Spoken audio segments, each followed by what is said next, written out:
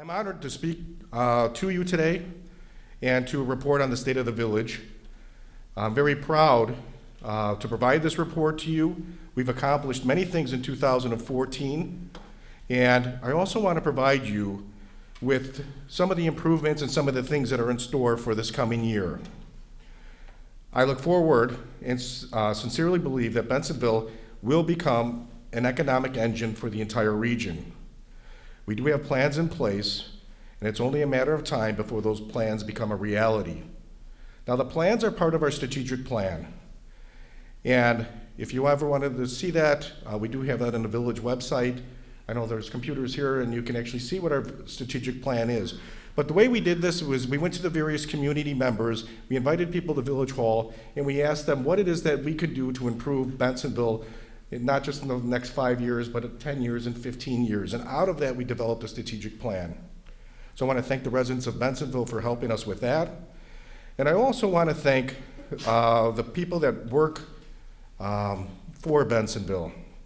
I mean, we have people here that are doing the videotaping, and Mike and our executive team, and the people in public works that take care of the streets and make the town look beautiful. The people at the front desk when you go and you meet them at the counter that are helpful, because we can do all the planning and implement as many procedures as we want to do, but if we don't have a good core group of people that really care about this town, then all of that's for naught, because it's not going to be done or implemented. So I want to thank all of them for the work that they do every day.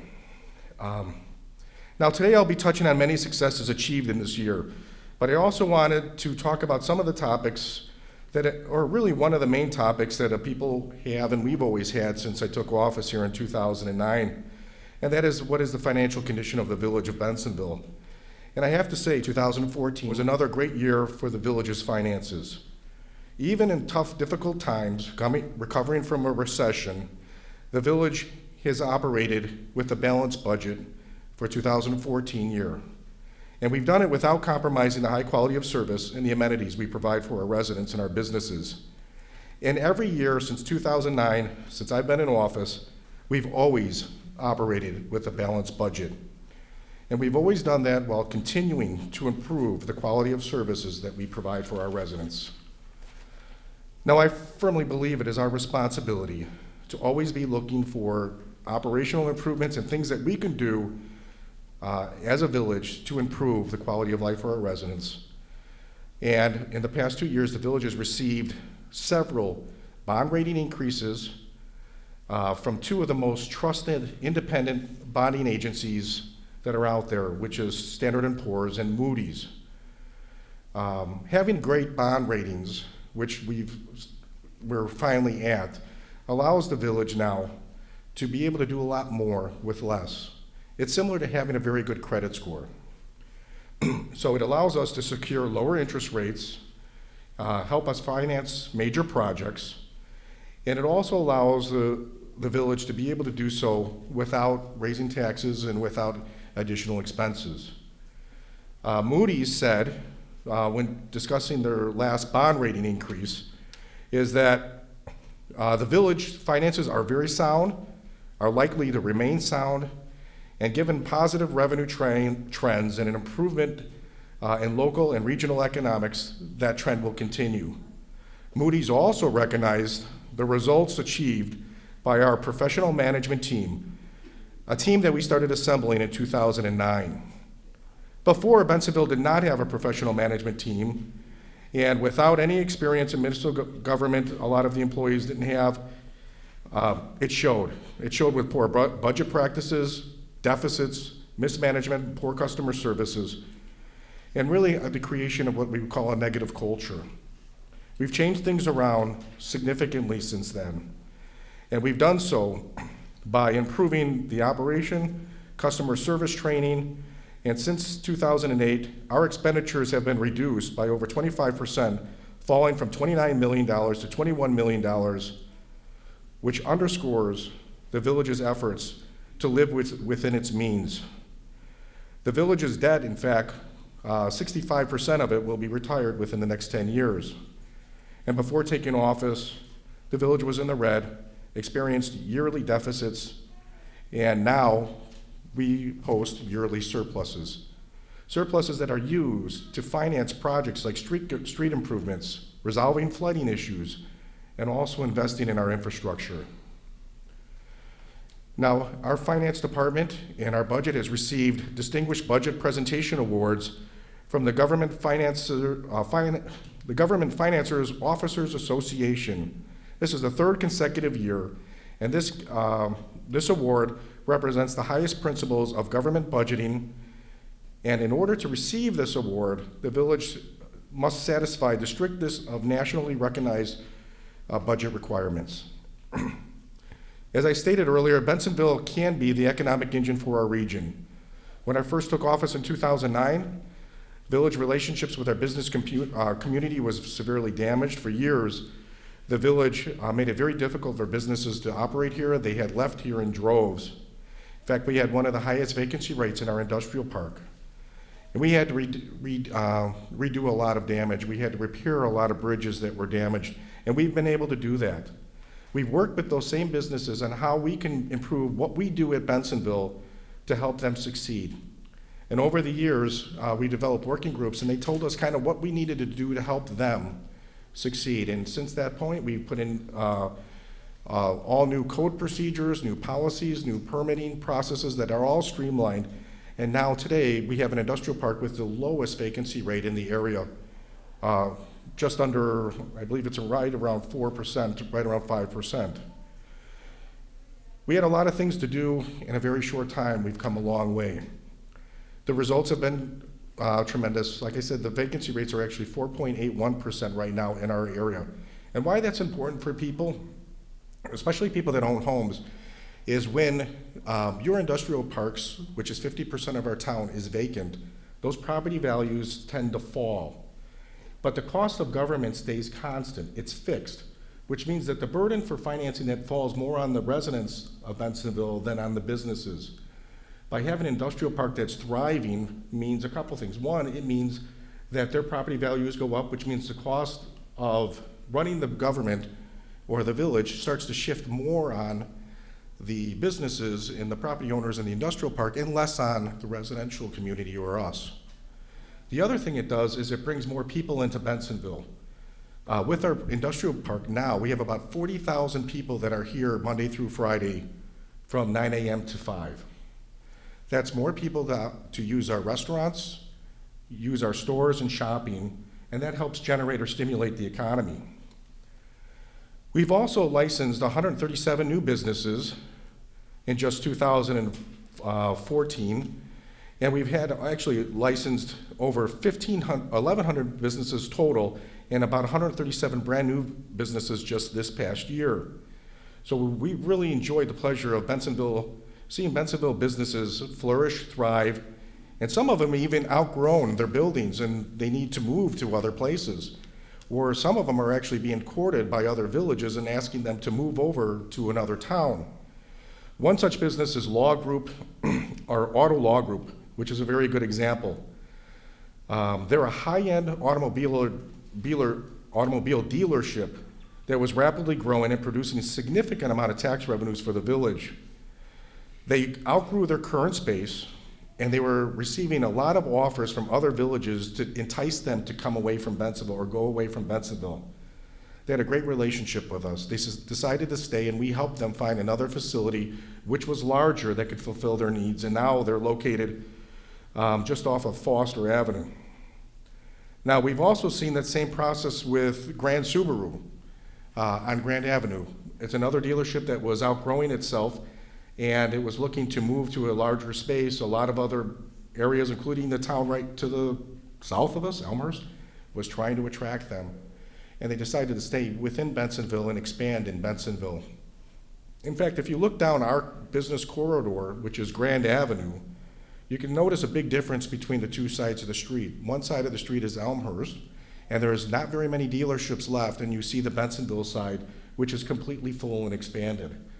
That's because Bensenville has done a very good job with developing our integrity with those businesses, working with those businesses, and wanting to see them grow and flourish. Now, we have another business that's coming down Grand Avenue, so when you have relatives come and visit, you need a place to stay. If you go down Grand Avenue and County Farm Road, where the Legends Golf Course was, you'll see one hotel, which is a Country Suites. That developer wants to build 2 more hotels and also another standalone restaurant over at the sites of the Legend Golf Course. So we've signed an agreement with them for development, and he's already underway, and we hope to be able to have a groundbreaking later this year.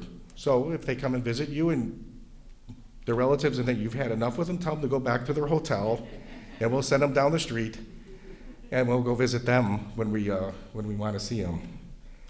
But that's just one of the areas that we see economic growth.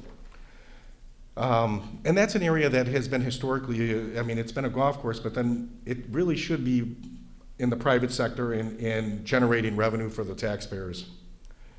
And the village owns that property. And when the village owns that property, it isn't generating tax revenue for the schools, the park district, and the other taxing entities. So it's something that the village wants to see go back to the private sector where it belongs. Now, the other thing the village does is we try to work with and retain businesses, and in turn, that helps create incentives for other businesses to want to come into this area. And a lot of times when you're in a business and you're looking to relocate, you hear about incentives. You know, the state of Illinois offers incentives for businesses to move into the state. Elmhurst and other villages offer incentives for them to develop into certain areas. You know, and we have to be competitive, and we do the same thing. We offer incentives, but we have a nice way of doing it here, because the majority of the area that we do this for are called TIF areas. A TIF area is called a Tax Increment Finance District. And what that means is it freezes property taxes, and then when the property values increase in value, you use that increase in value to pay for or to help offset future development. And that's a way you can make the whole area develop nicely, but the money actually isn't coming from property tax revenue from residents. It's actually coming from the increased property of that TIF area. So it allows you much more flexibility than other communities in creating growth and development opportunities. And that's something that we've been doing here in Bensonville. And one of the areas that we have a restaurant going in, because we have done a lot of surveys with our residents, we've talked to our residents, and a lot of people want to see more restaurants in downtown Bensonville. Well, that's been very difficult for a couple of reasons. And one of the reasons why involves the Irving Park and York Road grade cross separation, the railroad tracks. Those were the worst railroad tracks in the state of Illinois in terms of how many hours per day they were down. And what that means is all those businesses are starving that are in our area of town, because those 40,000 employees that work in our industrial park can't make it to our downtown area to go to those restaurants, and you can't get out of your restaurant or a parking lot to go make your appointment or get back to work. So one of the things we went after and got the state to agree is to redo that entire intersection. Now that's being done. It'll be done later this year. In fact, if you go by there today, you'll realize that it's actually closed. We do post on the website when these are going to be closed, but what they're finally doing is raising the bridge and putting the new bridge in there. So by June, I think the new bridge will be there. You'll be able to pass under there, but trucks won't be able to. But then we needed to fix that component first. Now, the next component now is to bring restaurants, and not just any restaurants, the right restaurants that can create a lot of energy, compassion for the type of food where people want to come and use or come and spend time and their hard-earned money to go to these restaurants. And we had a hard time finding somebody at the Senior Lopez location, or the former Senior Lopez. It's located downtown Bensonville. The building had been vacant for 3 years. The previous owner and others went into that building and they gutted it. They removed the electrical systems, the plumbing systems, all of the kitchenware. They even removed the planking on the deck floors in the patio. What they basically did is made it impossible for any future developer or restaurateur to come in there and be able to work successfully, because it would cost so much money to bring that restaurant back. So one of the things that the village did is the village entered into an agreement with a new restaurateur and using the TIF financing, not from the taxpayer revenue, but from the TIF district. And now we have a new restaurant that's called the Green Street Tap House, which is going to be opening soon, this summer. So I encourage you to come out and by when it's open, take a look at it. But I think it's the first of many now that we see things are really changing here. Now, when thinking about commercial development, our top priority has always been to find a new grocery store. Dominic's, everybody knows what's going on with Dominic's. It's been closed for a number of years. That's really been a complicated situation. And the reason why that's complicated is because there's a lot of entities involved. There's the people who have own the mall or the shopping center, which is Phillips Edison. There's Dominic's that was bought by Safeway.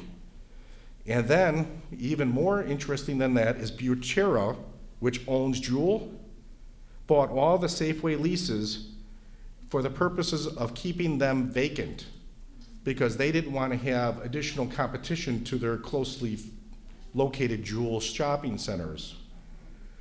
So we have all of these factors coming here to try to not have a place here. But I think we're very close to something right now that this summer we will be announcing hopefully a new grocery store in the place where Dominic's used to be. It's taken a lot of heavy lifting to get here, given all of the things that are going on, but it is very close, I think, to becoming a reality. So pretty soon you'll be able to go back there again. Now, one of the things you might have noticed was the electronic messaging sign that we put up.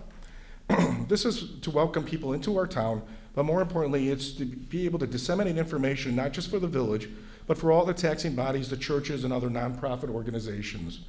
So it's one of the improvements that we're doing internally or with the beautification process of Bensonville, which is just one small component. We have so many things that are planned for beautification as well coming down the pipe. This past year, we've done other aesthetic improvements, such as we installed the new reflective blue street signs. I think they're much easier to see. They look nicer than what we've seen before. We started our entryway signs, which are all going to be new when you come into the village. We also started redoing, if you looked at downtown area, all of those light fixtures have all been replaced with LED lighting. And that money actually came from a grant that we were able to replace all of those. And why that's important is because the village has to pay for the electricity for all of those lamps. So if we can get a grant to pay for it and replace them to much more energy efficient fixtures, it actually saves money for the village. And over the long run, they last a lot longer, so there's less maintenance cost.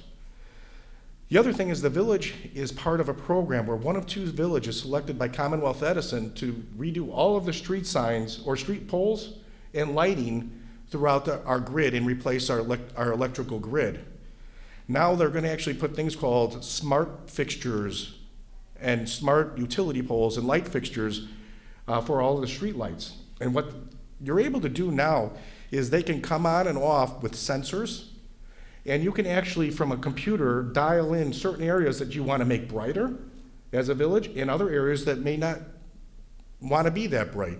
So you can actually control how much brightness is in your streets. In some hours of the night, it's better to have it brighter, like when you're driving home from work where the kids are out, it's 8 o'clock, 9 o'clock, you go for a walk, you want it to be brighter. But at 3 o'clock in the morning, you don't really want the street lights that bright where you have to pull down your curtains.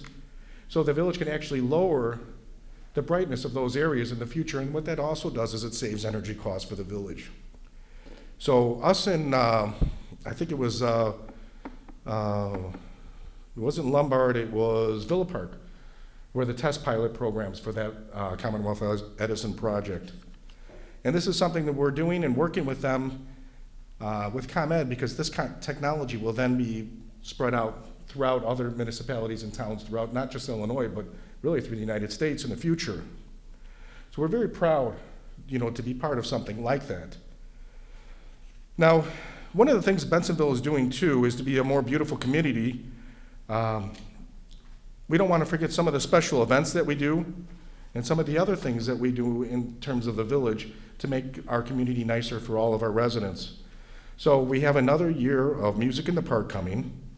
The plans are already in place for the 4th of July, which involved the fireworks show. And I don't know how many of you were there for last 4th of July. It was actually very good. Got a lot of rave reviews, and it's actually going to be better this year than it was last year. We also work with different areas to promote health and healthy lifestyles. We introduced a farmer's market last year, and this is something like a market or like a farmer you need to grow. So we think that it'll actually continue to grow and be better each year, the farmer market. And then we also did a youth coalition, and it hosted its first Be Well Progressive Walkathon and Family Fest in 2014. We had a great turnout. Many of the residents participated in a 2.5-mile walk, and they were followed with healthy activities at Redmond Park.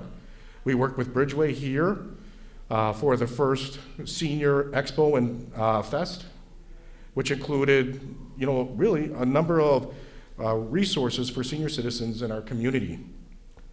One of the other changes that we have soon is our new Police and Emergency Management Headquarters.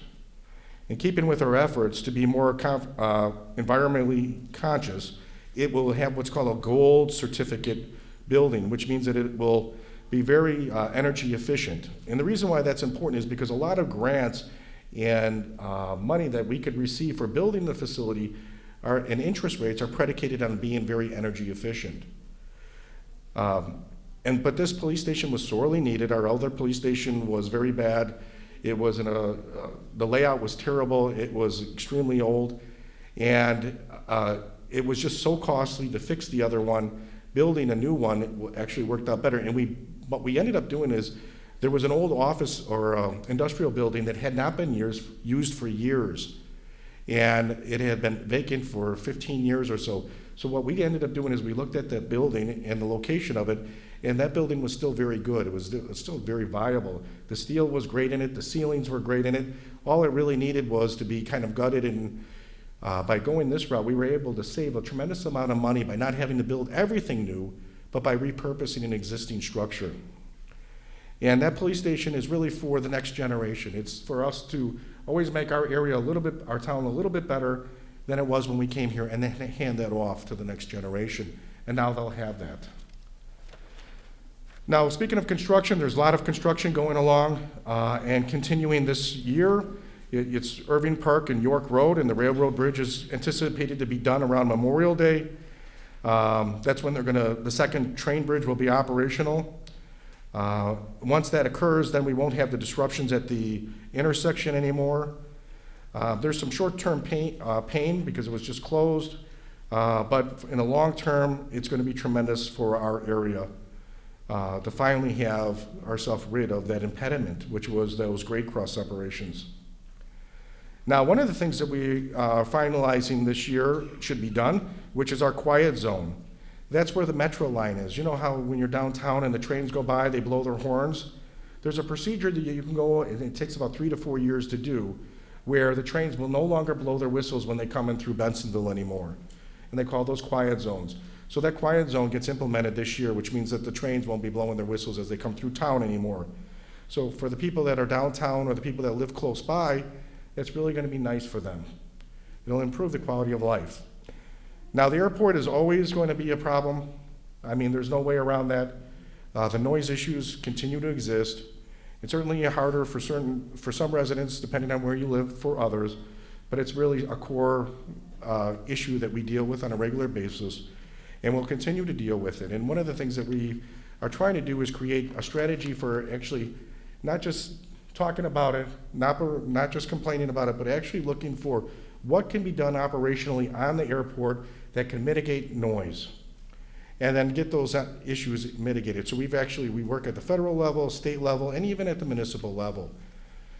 One of the things that we have passed, at least that it's filed now, which is called the CNEL noise standard. It changes the noise standard for Illinois, and we're hoping to see that passed. We also work on the federal level to have some changes made, because our goal is to improve the quality of life and mitigate noise over at the airport. And we have we've made more progress in understanding what it takes to correct the problems in the last 4 or 5 years than we have in the last 20. And we really envision that there are some progress opportunities there that we're going to see. And we have had very good success with our Congressman, Mr. Quigley, and our Congresswoman, Ms. Duckworth, being a proponent for Bensonville's concerns. So we're going to continue with that progress. We believe that we're going to see some things come out at the state level as well as the federal level. And, mitigation is one of our top priorities, for our administration. Now, one of the things we want to do in North Bensonville, which is where Mohawk School used to be, is working with the School District 2 and the Park District to put a park in what was not previously Mohawk School. There are no parks on the north side of town, and we want to make sure that that park becomes a reality this year. So we hope to continue on, get this thing done this year. And parks generally have a great way of improving the aesthetics of the environment, but also our children don't have to then cross over busy streets like Route 83 or Irving Park Road just to go to a park. Now, we also want to continue expanding our businesses. We've seen tremendous growth with our sales tax revenue, our businesses, and I think this year the water park even opens. We've seen new schools in Bensonville. We've seen tremendous growth over the last few years. And it's the thanks of all of you. The people that put their trust in this government and the people that we put in place to make sure that this progress occurs. So I want to thank all of you for believing in us and allowing us the opportunity to continue to do what we do. It's been my pleasure to serve you, and I can't say enough about how much pleasure it has brought to me to do things for everybody here. What I tell people at Village Hall when we deal with customer service, I say, when you go and somebody comes to you, one thing you should understand is I want you to think that that's how you act is how you want somebody to treat your parent or your mother when they come and see you. And if you understand that philosophy, you'll treat people much better and you'll have a great relationship with everybody who comes to the village. And I think overall we've seen things change tremendously in terms of how much trust and confidence that are there between the various taxing bodies, how much with the residents that they see the improvement and the aesthetics and just the relationships we have with our residents. So, but I want to thank all of you, because if it wasn't for you, we wouldn't be able to do what we do. And thank you for the believing in us and for this great opportunity. It's been a pleasure. So on behalf of the village board, the trustees, thank you again. I can't wait to see you in 2015 to tell you about all the great advancements that we've made. And may God bless all of you in the village of Bensonville. Thank you.